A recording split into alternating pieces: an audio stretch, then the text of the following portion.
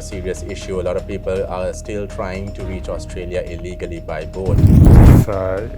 If you are someone in Sri Lanka who is considering undertaking an illegal maritime venture to Australia, you actually have zero chance of getting to Australia, and that's not just a term of convenience.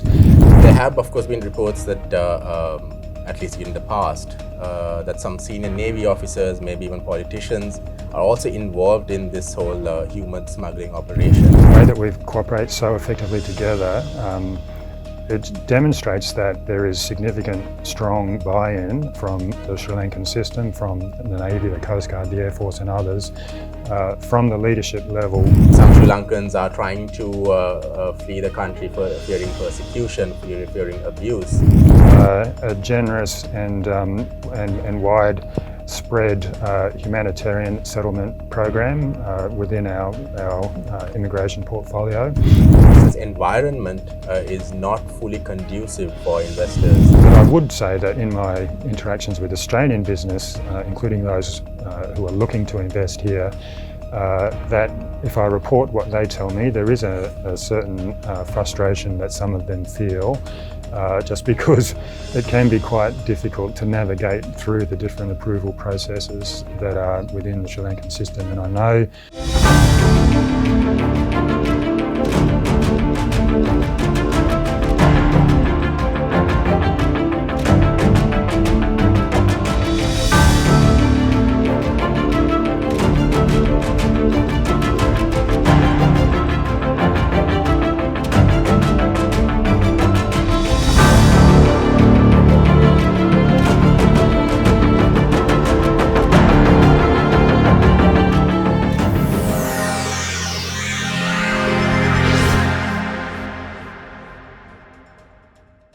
Hello and welcome to another episode of On Fire here on Daily Mirror. I'm Easwaran Rutnam.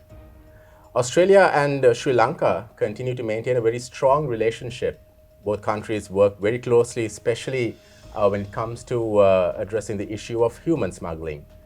Joining me on the program today is the Australian High Commissioner to Sri Lanka, Paul Stevens. High Commissioner, welcome to the program. Thank you very much, Easwaran. It's a pleasure to be here. So, High Commissioner, I'd like to start off, of course, on that very sticky, I guess, and sensitive topic is on the issue of human smuggling. That continues to be a serious issue. A lot of people are still trying to reach Australia illegally by boat. How is Australia and Sri Lanka working on addressing this issue? Look, I think the thing to acknowledge around the issue of people smuggling is that this it's not a new issue. It's not an issue that's just arisen overnight or in response to the economic crisis that Sri Lanka is facing at the moment. In fact, there's been collaboration between Australia and Sri Lanka for 13 years in addressing the people smuggling issue, and over the course of those years, very close connections of collaboration have been developed between Australian and Sri Lankan agencies, between Australian agencies and the Sri Lankan Navy, the Sri Lankan Coast Guard, Sri Lankan Air Force, Ministry of Defence, Ministry of Foreign Affairs even as well. So we do engage very closely, and we have had really strong habits of cooperation and connection that have formed, as I said, over many years. But I think there are a few aspects to our collaboration which are worth highlighting. The first is in terms of capacity building. So there are programs whereby Australian experts are able to train and build capacity among personnel in relevant Sri Lankan agencies, and that's been happening for some time and has really helped to develop and build the capacity of Australia and Sri Lanka to work together productively in this area. In addition to capacity building, there's also the operational collaboration and cooperation that happens, so that our close connections that have been built up over so many years mean that when there is advice about a potential illegal maritime venture, then we're talking to each other very quickly because we have the systems of communication in place, and we're able to work quickly together in order to interdict that operation, whether that's on land or whether that's on water. It could be in Sri Lankan waters or even in international waters. And then the other aspect of the collaboration is in terms of messaging. And so in that respect, we have a strong strategic communications campaign which works under the moniker of Zero Chance. And what that essentially means is that if you are someone in Sri Lanka who is considering undertaking an illegal maritime venture to Australia, you actually have zero chance of getting to Australia. And that's not just a term of convenience. It's actually what has been borne out by the facts, because no boats from Sri Lanka have made it to Australia, and no illegal entrants from Sri Lanka have been able to make it to Australia either. So that zero chance, it's part of our messaging campaign, but it's actually also a factual account of the situation. There have, of course, been reports that, at least in the past, that some senior Navy officers, maybe even politicians, are also involved in this whole human smuggling operation. I think human rights groups and even the US report on human trafficking also had mentioned this. Is this something that Australia and Sri Lanka has been discussing in the recent past? So I think in terms of our cooperation, as I mentioned in your earlier question, I mean, we see it very much as a positive story. So we see it as a positive story in terms of the collaboration and the extent of enmeshment between our systems in order to address the issue. And I think we see that play out through the fact that when we say zero chance, that is actually the fact that there have been zero successful ventures from Sri Lanka to Australia. And I think that effectiveness, the way that we cooperate so effectively together, it demonstrates that there is significant, strong buy-in from the Sri Lankan system, from the Navy, the Coast Guard, the Air Force and others, from the leadership level to the operational level. And I think the fact that it's been so effective demonstrates to us that it's working well. You mentioned that this human smuggling thing is not something new. It's been happening for the past number of years. But of course, during this economic crisis, we've seen more people trying to reach Australia. What opportunities are there for those who use the right channels to reach Australia? Sure. I mean, we very much encourage Sri Lankans and others to take advantage of legal pathways to enter Australia. And there are a number of such pathways available. Sri Lankans can apply to enter Australia on a short-term basis for tourism purposes or to visit family. Of course, there are many Sri Lankans who have family in Australia, and the diaspora in Australia is very strong and very vibrant. We are currently getting around 500 to 550 such short-term visa applications each week, and we're able to turn those around in about 4 weeks at the moment, which is pretty quick, I think, if you look at it in terms of what some of our heads of our other missions around Sri Lanka are able to do. So there's that short-term possibility. Of course, education is a big part of the relationship between Australia and Sri Lanka, and before COVID there were around 13,000 Sri Lankan students who were studying in Australia and had education visas to study in Australia. Now, during COVID, that number obviously dipped, but it's started to build back very strongly. It's back to around 11,000 already, so that's clearly another viable pathway, again, for Sri Lankans to look at entering Australia for education purposes. In addition, we have a skilled migration program that's not focused just on Sri Lanka or any one country. It's a global program whereby Australia looks to fill certain skills gaps that we have within our labour market. That skilled migration cap has just been increased by the Australian government from 160,000 to 195,000 places per year. So that's, again, an avenue that is available to Sri Lankans or people from other nationalities to look to travel to Australia via legitimate pathways. You mentioned about the diaspora, the Sri Lankan diaspora in Australia. Some of the concerns that these diaspora groups that have been raising, and even human rights groups, is that Some Sri Lankans are trying to flee the country for fearing persecution, fearing abuse. When it comes to the human rights aspect of Sri Lankans going to Australia for seeking protection, is there a system in place where Australia provides that sort of protection for them? Look, there is a system in place. We have a generous and widespread humanitarian settlement program within our immigration portfolio. That program is focused on a number of different cohorts, I suppose. Some of those cohorts are assessed, for example, by the UN High Commission for Refugees, and if the UNHCR assesses particular people as meeting the requirements for refugee status, then they can be referred to Australia, and Australia can go through the process of again assessing them and potentially providing safe haven for those people. And of course we do see that cohort of people arise from conflicts that may be happening in certain parts of the world, or persecution that certain people may experience, minorities and so on. And so I think that is another cohort that we can address through this humanitarian settlement program.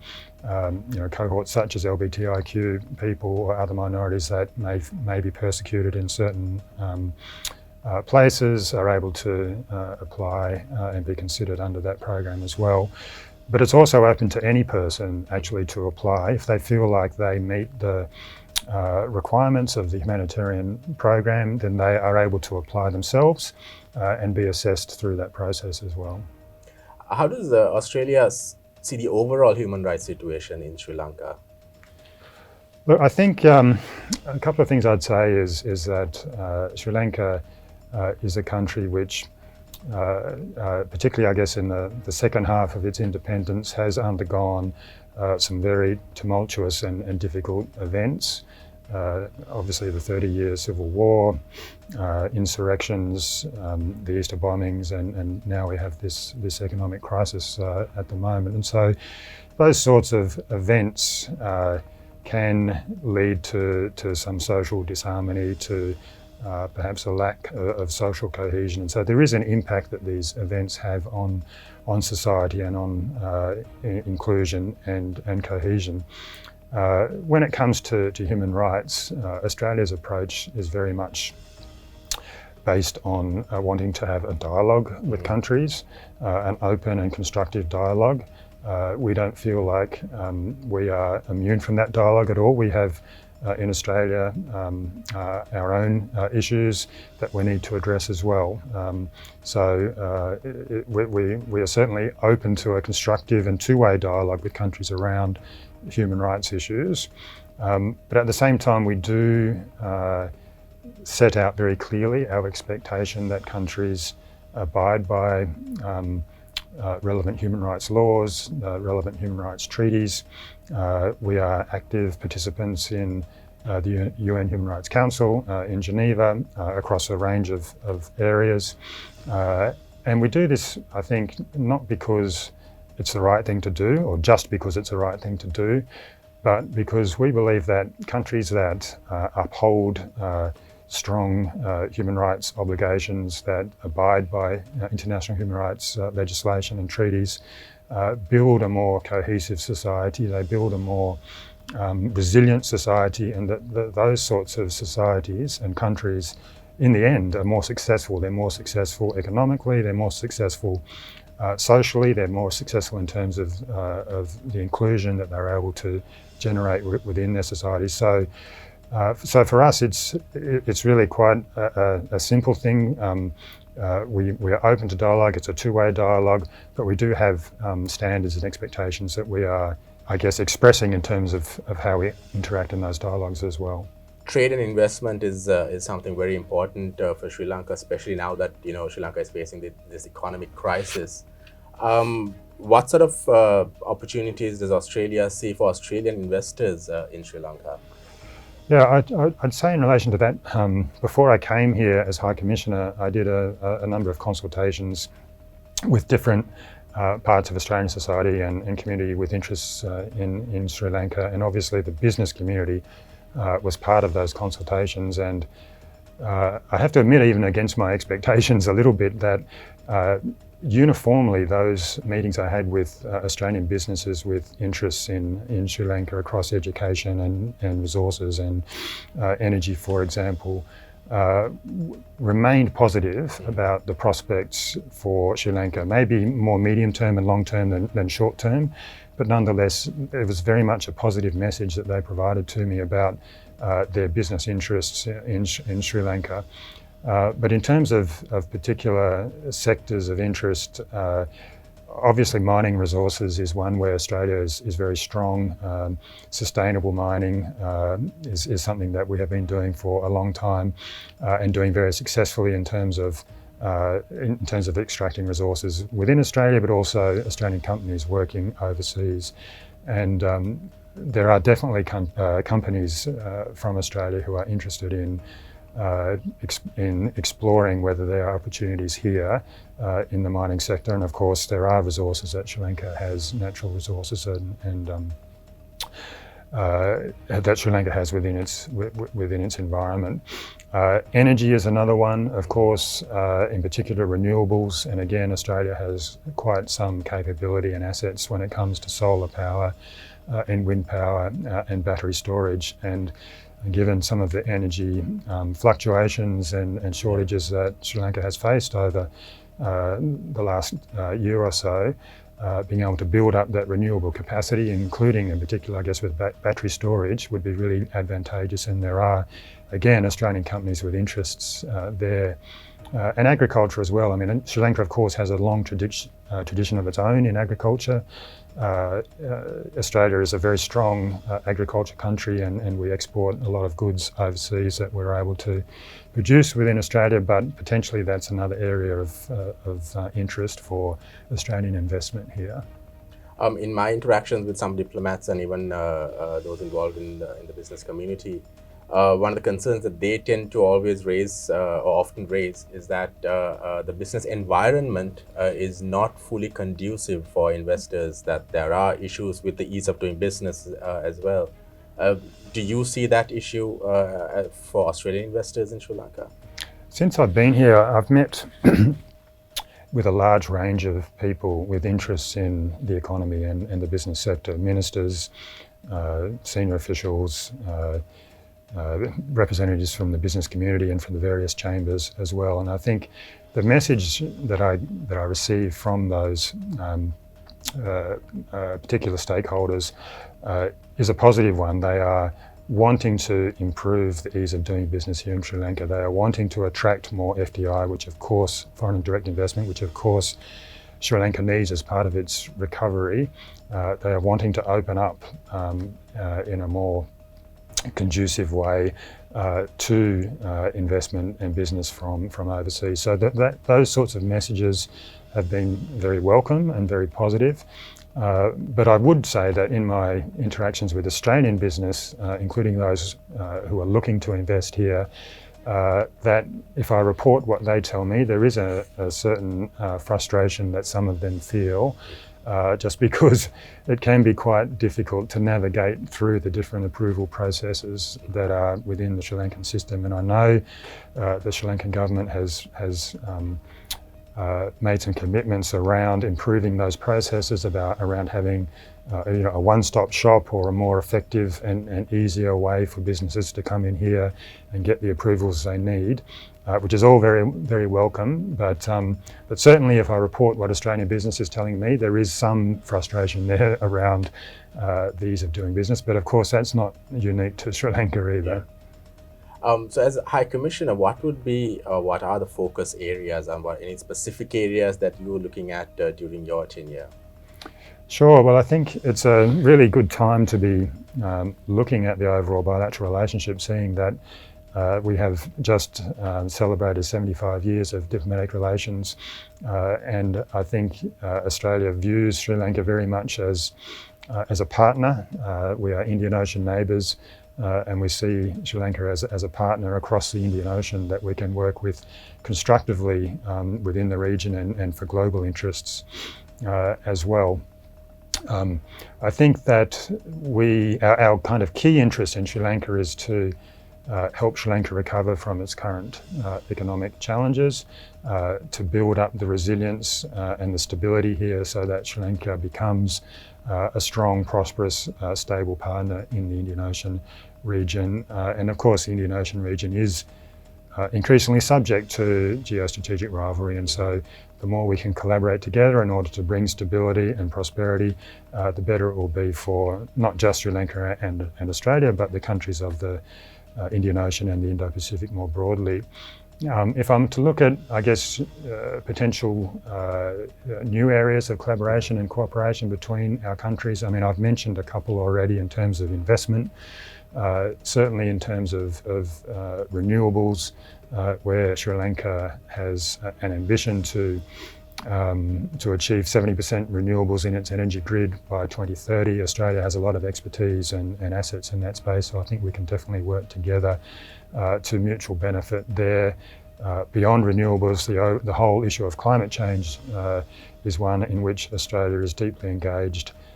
We've made strong commitments as part of the UN process on climate change, including net zero by 2050. We've increased our climate financing by double to $2 billion from 2020 to 2025. So I would like to be able to find some way in which Australia and Sri Lanka can collaborate to help address the climate change challenge that we are all facing. Education is another area. Again, there are very strong education links between our countries already. There are over 30 Australian education institutions which have a relationship with a Sri Lankan institution, but we think from the Australian government side there is potential to grow that. There is potential to turn Sri Lanka into a regional hub for education, whereby potentially Australian universities and institutions could establish here and attract students not just from Sri Lanka but from the border region. You have that huge market nearby. Southern India is 200 million people just on its own, let alone the rest of India and the rest of South Asia. So that's one area that we are also looking to develop. And I think, just to wrap up, I guess the geographic location that Sri Lanka finds itself in is so important. It's an important trade route. It has been an important trade route for a long time. But Sri Lanka probably hasn't quite taken advantage of that as well as it could so far. So if we can build up Sri Lanka as a shipping hub and a logistics hub, that could also be a way of generating trade, generating flow through, not just between Australia and Sri Lanka, but beyond as well, into the Middle East, into Europe, into Africa. So there are a few areas, I think, where beyond, I guess, the more traditional areas of cooperation, there's real potential for us going forward. It was good talking to you, High Commissioner. Thank you for taking time and joining us on the program this week. Oh, it's a pleasure. Thank you very much for the opportunity. I appreciate it. So that's all the time we have for you for On Fire for this week. Until next time, stay safe.